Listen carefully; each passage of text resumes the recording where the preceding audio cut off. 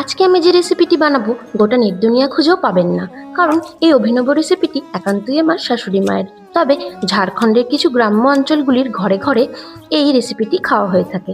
নিয়ে নিয়েছি 200 গ্রাম ওল, ভালো করে ছুলে ধুয়ে টুকরো করে কেটে শিলে থেতো করে নিয়েছি। এবার মিহি করে বেটে নিলাম এবং এরই সঙ্গে বেটে নিলাম বেশ খানিকটা রসুন ও কাঁচা লঙ্কা। অনেকটা সময় ধরে মিহি করে বেটে নিয়েছি। তারপর দিয়ে দিলাম 50 গ্রাম পাকা তেঁতুল। তেঁতুলের দানাগুলো বেছে ফেলে দিচ্ছি।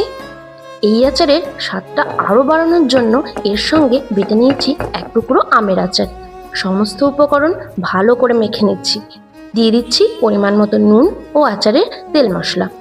মিশিয়ে নিয়ে একটা বাটিতে তুলে নিলাম। এবার ওই ওলবাটায় দিয়ে দেব বেশ অনেকটা পরিমাণে সর্ষের তেল। বেশি করে সর্ষের তেল দিলে 1 মাস যাবৎ আচারটি ভালো থাকবে। রুটি কিংবা ভাত দুইয়ের সঙ্গে জাস্ট অসাধারণ টেস্ট এই আচারের। তবে গরম গরম ডাল ভাত আলু চোখার সঙ্গে এই আচারের জুড়ি মেলা ভার।